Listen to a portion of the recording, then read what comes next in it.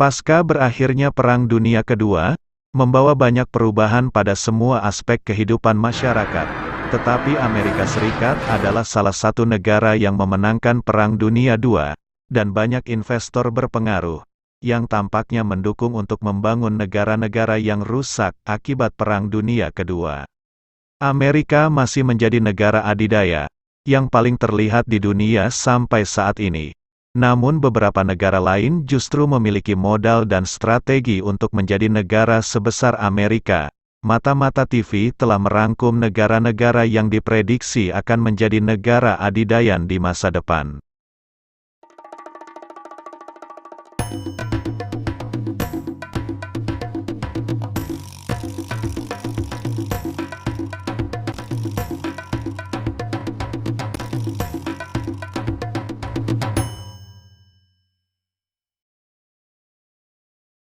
Satu, China.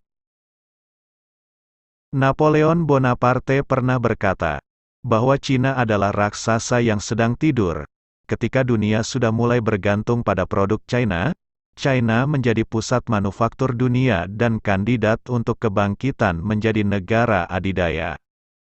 Ini adalah pusat penting bagi perusahaan manufaktur Tiongkok, dan menghubungkan Tiongkok dengan rute pelayaran global yang membentang dari Samudra Pasifik hingga Samudra Hindia.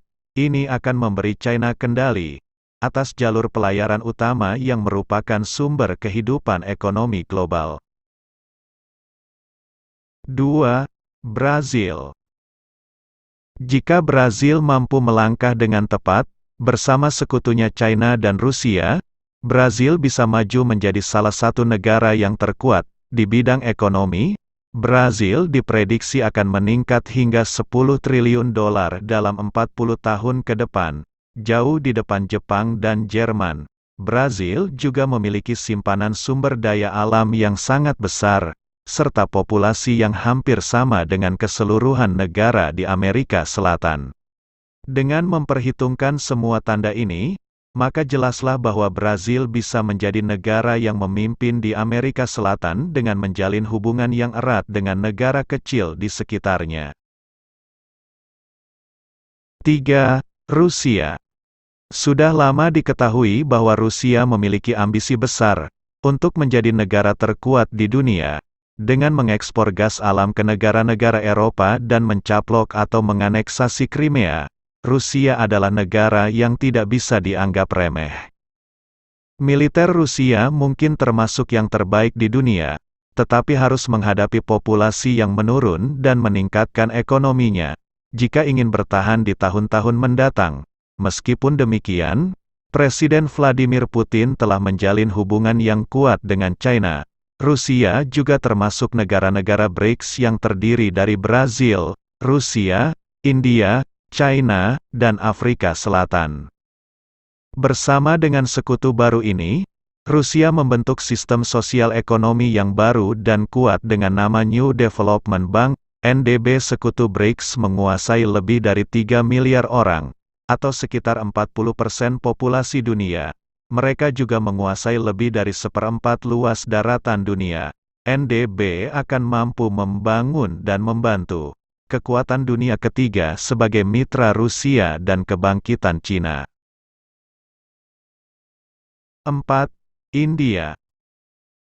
Banyak para analis berpendapat bahwa India adalah negara demokrasi terbesar dengan populasi penduduk lebih dari 1,25 miliar orang.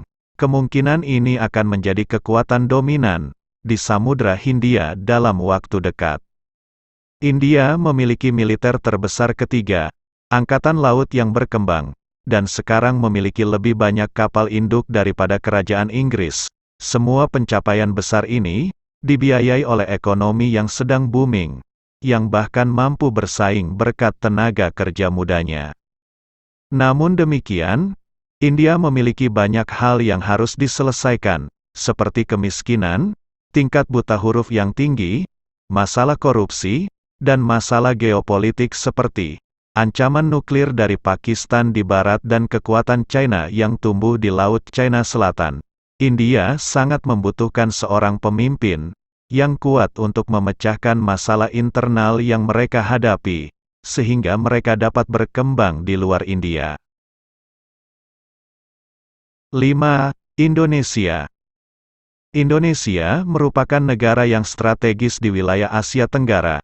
Dengan ketegangan yang meningkat di wilayah tersebut, negara kepulauan Indonesia menjadi semacam tameng antara Samudra Pasifik dan Hindia.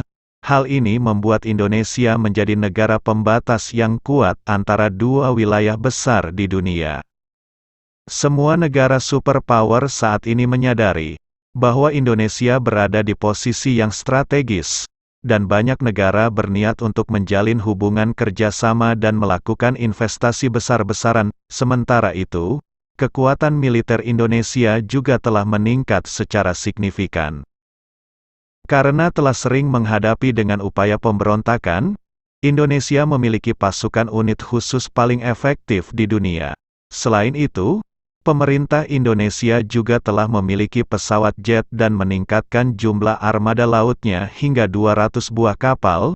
Indonesia akan memiliki pondasi kuat untuk menjadi negara yang hebat dan kuat di masa depan. 6. Uni Eropa. Uni Eropa berhasil mengatasi gerakan nasionalis dan skeptis yang saat ini menghambatnya. Itu akan menjadi kandidat utama untuk menjadi negara adidaya dalam waktu dekat. Banyak ahli strategi di Pentagon sangat menyadari bahwa bangsa Eropa yang bersatu ini bisa diam-diam berkembang menjadi negara yang kuat. Inilah sebabnya mengapa Amerika tidak pernah berhenti mencampuri urusan Eropa melalui organisasi seperti NATO. Dengan pertumbuhan ekonomi dan populasi seperti Amerika Serikat, Uni Eropa akan dapat memusatkan kekuatan politiknya di masa depan. Sejak awal 1990-an, Uni Eropa telah membangun kekuatan militer gabungannya sendiri, yang disebut GSDP. Para ahli percaya, kekuatan militer Uni Eropa ini akan bergerak secara independen dari wilayah yang dikuasai Amerika. 7. Perancis. Jika kekuatan pusat Uni Eropa ditolak, seperti yang diinginkan Front Nasional, Prancis dapat dengan mudah menjadi negara yang kuat tanpa bantuan Uni Eropa. Prancis masih memiliki pangkalan militer di Tanduk Afrika dan Teluk Persia. Tidak hanya itu, mereka memiliki persenjataan nuklir terbesar ketiga di dunia. Itulah info mengenai negara-negara yang diprediksi akan menjadi negara penguasa di masa depan. Salah satunya Indonesia. Walaupun demikian seluruh dunia tetap mengharapkan kedamaian yang hakiki.